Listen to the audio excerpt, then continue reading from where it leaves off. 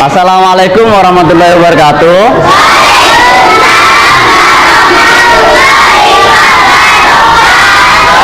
Selamat pagi anak-anak. Bagaimana kabarnya hari ini? Baik. Tetap semangat belajar ya. Baik. Nah, hari ini kita akan melanjutkan pembelajaran kita sebelumnya di tema 7, subtema 3, pembelajaran yang ketiga. Silahkan dibuka buku temanya halaman 109.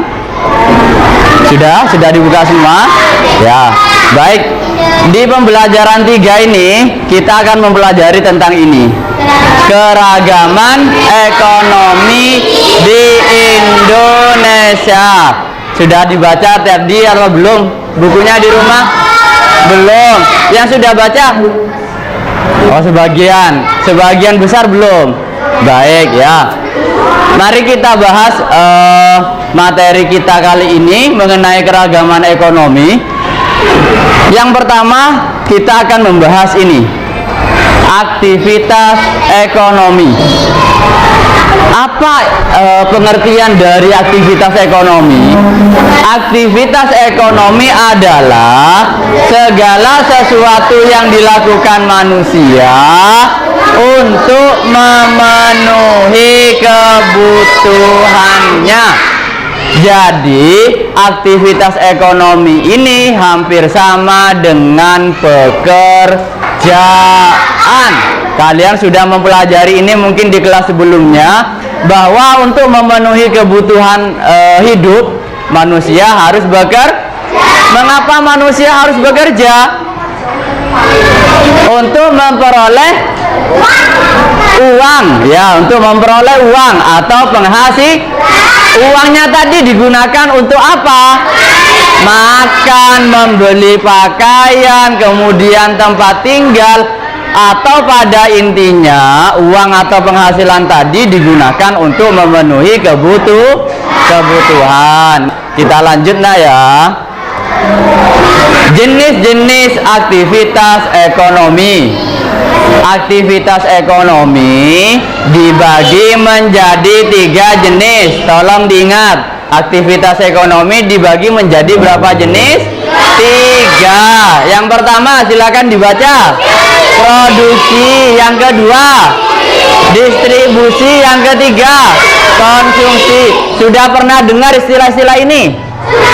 Produksi sudah pernah dengar, distribusi sudah pernah dengar, konsumsi. Bisa menjelaskan tidak pengertian dari ketiga jenis ini? Hanya pernah mendengar, tapi kalian belum paham apa itu produksi, apa itu distribusi. Paham? Nah, produksi apa? Mungkin ada yang bisa jawab. Membuat barang. Bagus. Yang lain?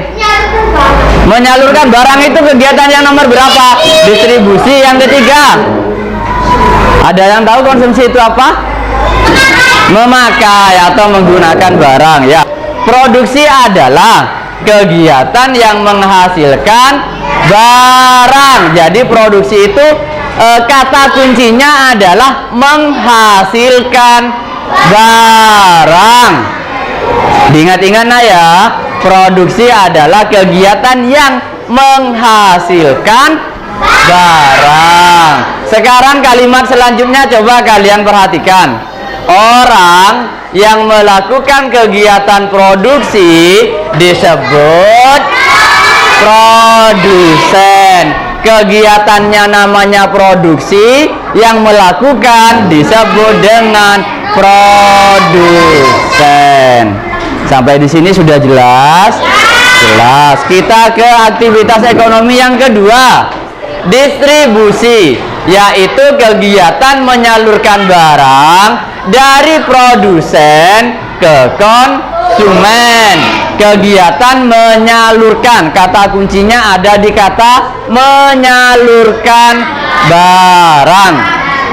Orang yang melakukan kegiatan distribusi ini disebut dengan distributor. Jadi distributor itu sebutan untuk orang yang melakukan kegiatan distribusi. Yang ini adalah nama kegiatannya, ini adalah sebutan bagi pelaku kegiatan ya, yang disebut dengan distributor. Kita lanjut ke jenis aktivitas ekonomi yang ketiga, konsumsi. Ini sering kita lakukan dalam kehidupan kita sehari-hari. Tanpa kita sadari, kita selalu melakukan kegiatan nomor 3 ini. Mulai kalian makan, minum, kemudian jajan, membeli baju, ya, semuanya adalah kegiatan konsumsi. Apa kegiatan konsumsi itu? Kegiatan memakai atau menggunakan barang. Orang yang melakukan kegiatan konsumsi disebut dengan konsumen. Ya, orang yang melakukan kegiatan konsumsi disebut konsumen. Ya, kita dalam kehidupan sehari-hari selalu melakukan kegiatan yang nomor 3 ini. Kegiatan apa? Konsumsi. Kegiatannya namanya konsumsi. Nah, nama kegiatannya konsumsi. Konsumen ini adalah sebutan bagi orang yang melakukan kegiatan konsumsi. Jangan dibalik. Konsumen ini adalah sebutan untuk orang yang melakukan, sedangkan konsumsi adalah jenis kegiatannya. Sampai di sini paham? Aktivitas ekonomi dibagi berapa jenis? 3. Yang pertama, produksi, distribusi, konsumsi. Tadi Bapak sudah jelaskan. Produksi, kata kuncinya apa, Nak?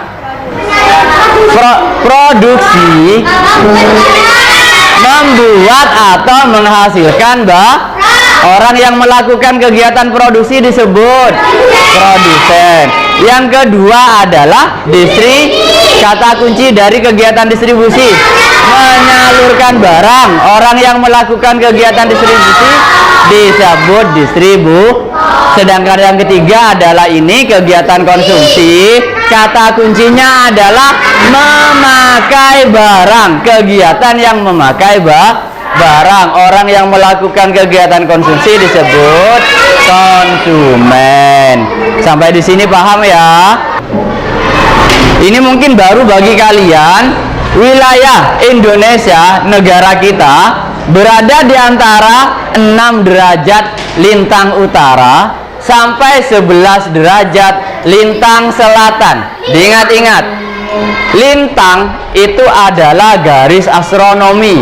Berarti wilayah ini, ya, wilayah Indonesia yang dinyatakan berada di antara 6 lintang utara sampai 11 lintang selatan adalah posisi dari segi astronomi.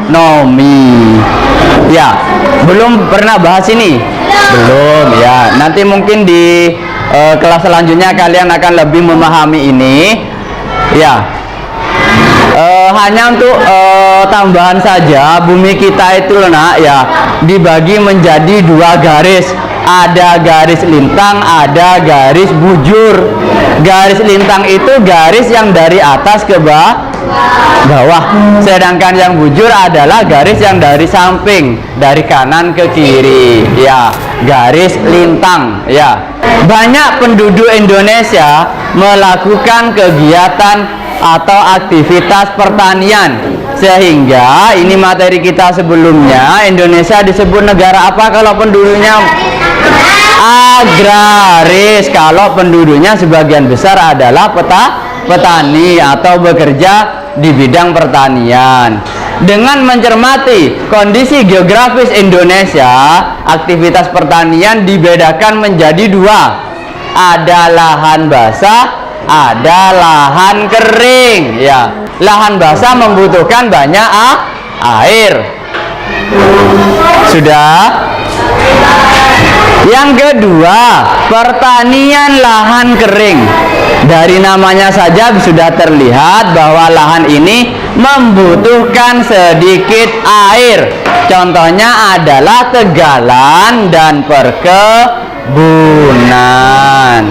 Ya, Sampai di sini sudah jelas di bidang pertanian?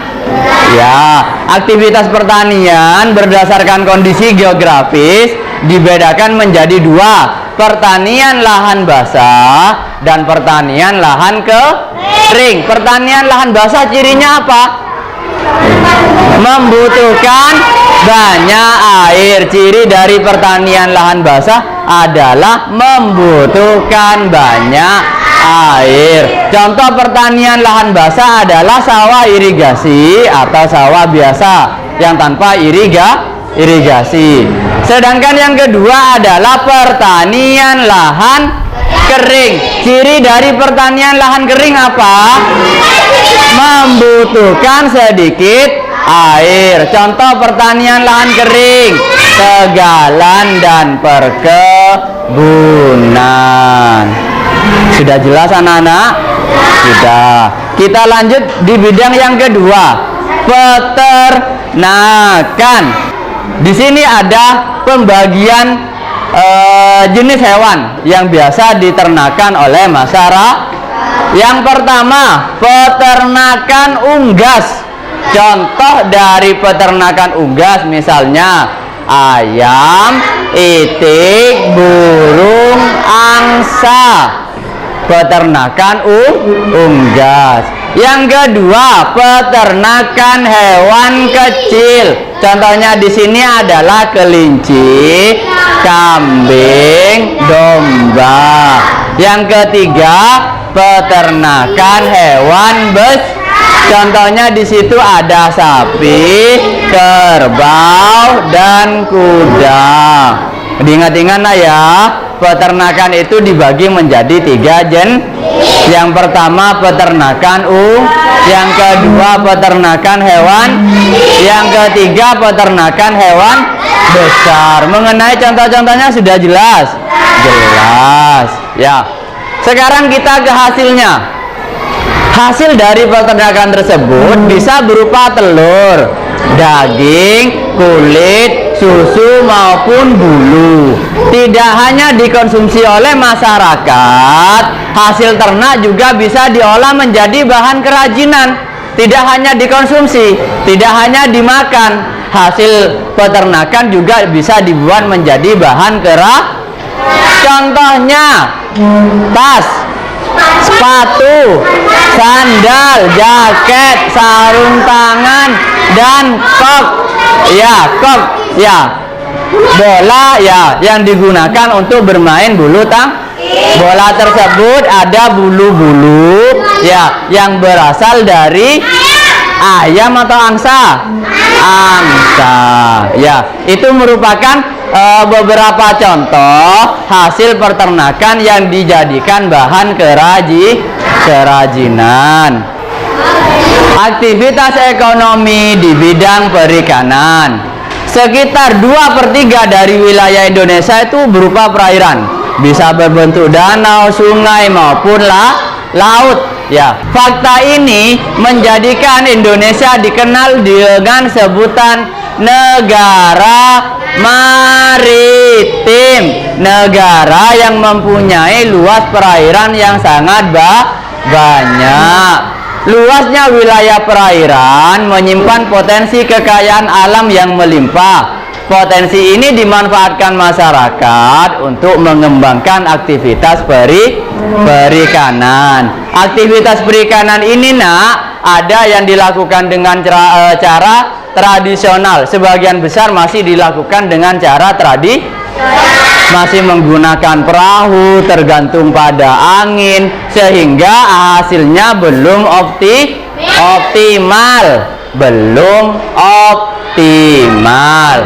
Sekarang perhatikan kalimat yang saya beri warna merah. Aktivitas perikanan dikelompokkan menjadi 2, perikanan tangkap dan perikanan budidaya.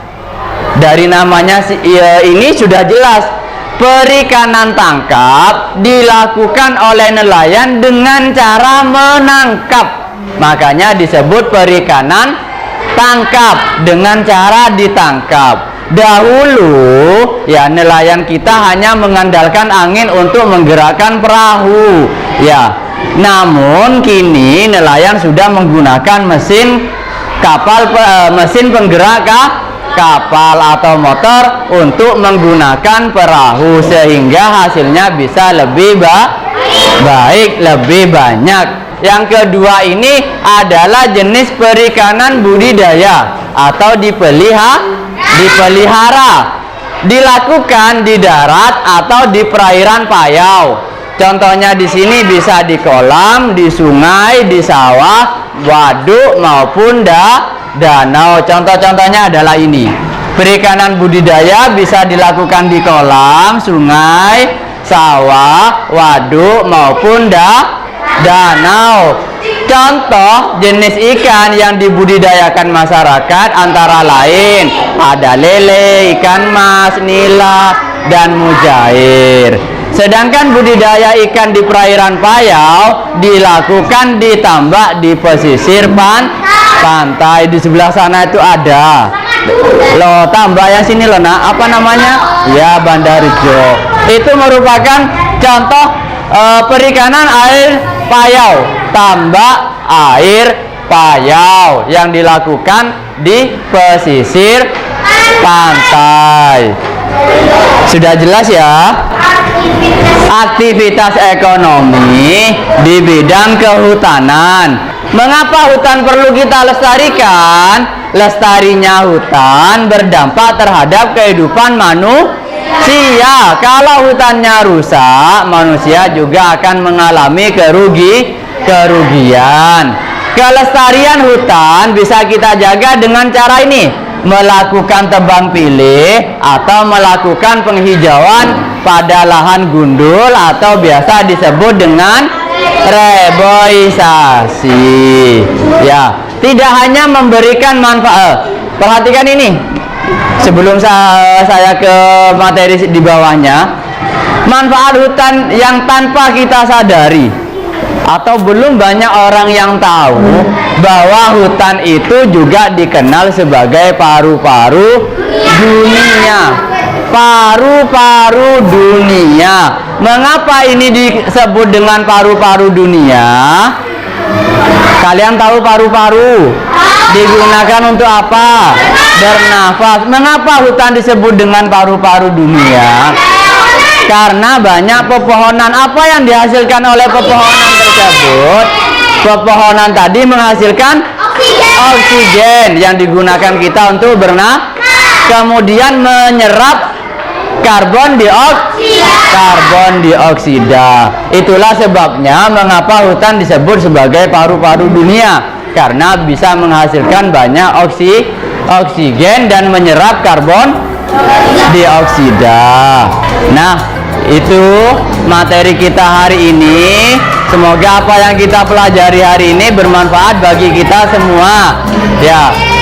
Dan jangan lupa apa yang kita pelajari hari ini nanti di rumah dibaca kembali supaya tidak lupa. Sudah jelas ya semua ya? Ada yang ingin bertanya? Sudah. Baik, kalau memang semua sudah jelas, Bapak akhiri sampai di sini. Assalamualaikum warahmatullahi wabarakatuh.